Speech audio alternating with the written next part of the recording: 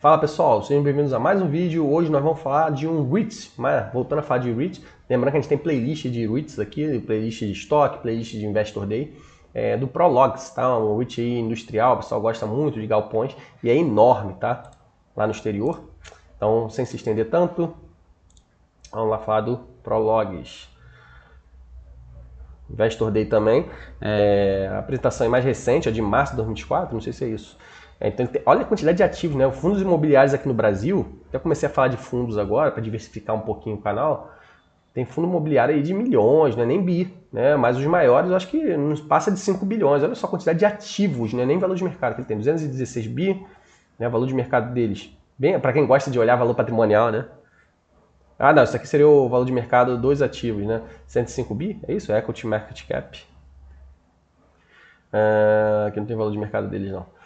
Isso daqui seria a quantidade aí de metros quadrados, square feet, então a presença no mundo todo, né? Até no Brasil, aqui, Prologs, na Ásia, Europa, Estados Unidos e tal. Muitos clientes, nota de crédito alta. Quase 3% do PIB global, tá? O GDP passa pelos galpões aí da Prologs, então a gente vê como eles têm uma presença, enquanto os FIIs aí às vezes tem 5 imóveis, 5 propriedades, 10 propriedades, concentrado aqui no Brasil, bem pequenininho. Olha a diferença de um REIT, né? Que seria, o pessoal gosta de chamar de primo do fundo imobiliário lá no exterior, mas é uma empresa, tá? Os REITs, eles são estoques. Então eles têm aqui uma ocupação muito alta, ó, quase 100% de ocupação, 96, até deu 97 aqui no primeiro trimestre, mas agora em maio caiu para 96. Super tranquilo, tá? Do Prologs.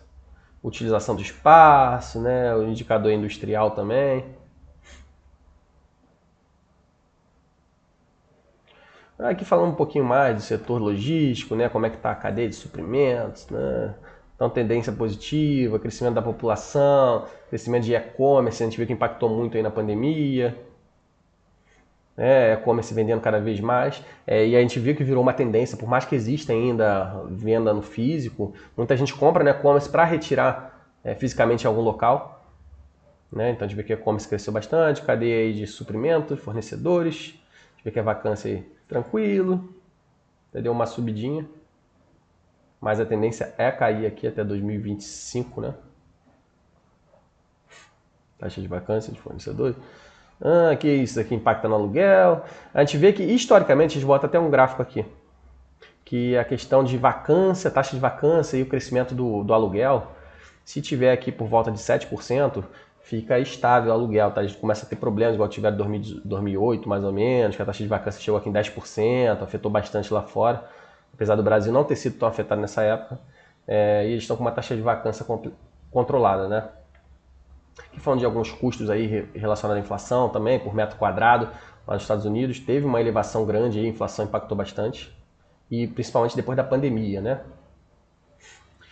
Algumas oportunidades do Prologs, tá? Então, Prologs, ele é um REIT focado em logística, né? Galpões de armazenamento e tal. Eles pretendem desenvolver principalmente esses galpões, então a gente vê que aqui a maior parte do portfólio, quase 6,9 bi que eles vão gastar para desenvolver, né, que eles estão fazendo. Eles pretendem nos próximos 5 anos gastar cerca de 20 bi. Então a gente vê que 5 anos, tá, pessoal, é considerado médio prazo, não é nem longo prazo. O pessoal acha que longo prazo é 3 anos, 2 anos, não. Longo prazo é acima de 10. E eles colocam aqui que o total de investimento aí no longo prazo, que seria acima de 10 anos, cerca de 40 bi de dólares, tá? E eles também estão focando aí em alguns ativos diferentes, tá? Para data center, né? A gente vê que são diferentes, né? Mas são oportunidades. Eles pretendem crescer um investimento bem inferior, né? Nos próximos 5 anos, cerca de 7,5 bi. Tem um portfólio em desenvolvimento de 1,4. Parte de energia, mobilidade, painéis solares ainda é bem pequenininho também, né? Tem um NOI aqui, uma métrica de NOI. Então, para deixar alugado é diferente aí, do que esses galpões, de repente, para venda. Os REITs e os fundos imobiliários, às vezes, costumam reciclar alguns imóveis, tá? Então, vou botar aqui a métrica, de repente, o NOI, para manter aí... não é uma métrica contábil, tá? Tá até escrito aqui no gap, mas, de repente, a oportunidade de alocação vai ser diferente. Então, mostrando aqui mais um pouquinho sobre essas oportunidades de desenvolvimento de galpões logísticos ao redor do mundo, né? 39 bi. Isso daqui seria nos próximos o total de investimento no longo prazo, né? Então, foco grande aqui nos Estados Unidos ainda, né? Então, a gente vê que tem uma presença grande aqui na Europa e na Ásia, um pouquinho menor, né? Data Center, segmento completamente diferente. Eles não são REIT Data Center, mas assim como os fundos imobiliários aqui no Brasil também, por mais que possa ser, é um fundo de papel, é um fundo de laje corporativa, um percentual daquele fundo pode ser dedicado para outro segmento, tá? E os REITs também podem fazer isso, tá? Então a gente vê aqui que tem um potencial para crescer, né? O investimento é bem menor do que nesses outros, no segmento de logística, de galpões logísticos, de industrial, né? Então a gente vê que pode ser que gaste cerca de 5 bi para desenvolver alguns data centers, alguns campos de data center, né? Porque a gente vê que está crescendo muito essa questão de semicondutores, a NVIDIA está disparando, né? Empresa de análise de dados, a gente fez análise aí recentemente da Salesforce, que adquiriu a Tableau. Então, tudo isso são oportunidades, inclusive a parte de energia, porque a gente vê que está tendo uma migração para energias renováveis, e o Prologis aí tem essa questão também de geração solar. Né? Então eles têm até ranqueado aqui já como segundo colocado nos Estados Unidos, parte de geração solar, mas ainda é bem pequenininho, tá? Essa questão aí da receita desses segmentos para Prologis. A gente vê que somando, então às vezes o pessoal gosta de olhar dividendo de yield isolado, ou então só quer comprar empresa de dividendo, não olha empresa que pode valorizar, empresa de crescimento. Então até a própria empresa aqui coloca, tá, o crescimento do lucro, e isso impacta na valorização da cotação da empresa, como dividend yield, que é o retorno diretamente para o acionista. Então somando os dois, a gente vê que o Prologis, frente a outras empresas aí desse segmento de logística, teria um retorno de 11% em dólar, tá? E aqui seria alguns múltiplos, né? Esse múltiplo aqui específico seria o Cadê? FFO e o lucro por ação, tá? Então a gente vê que estaria aí com um múltiplo inferior a outros. Então às vezes a empresa está valorizada, está com uma cotação alta, está valor de mercado, mas a expectativa futura, a projeção do fluxo de caixa futuro, deixa a empresa num patamar mais interessante de compra do que outras empresas que não cresceram, tá? Não subiram, porque você também tem que sempre olhar a projeção futura das empresas, tá? A gente vê que a empresa Prologis cresceu muito mais que outras empresas, de 2018 a 2023, dividendo também, mas é claro que teve muito impacto aí do Covid, que impactou nesses últimos anos. Mas outras empresas não cresceram igual o Prologis. Aqui a gente mostra algumas métricas aí de dívida, a gente vê que dívida aí sobre o valor de mercado bem tranquila. Lá fora, tá, é muito comum as empresas tenham dívida líquida sobre EBITDA, por exemplo.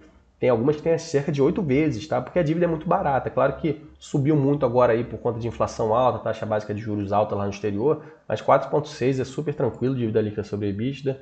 Tem uma liquidez aí de quase 6 bi de dólares, né, dinheiro em caixa. O tempo médio da dívida aí de quase 10 anos.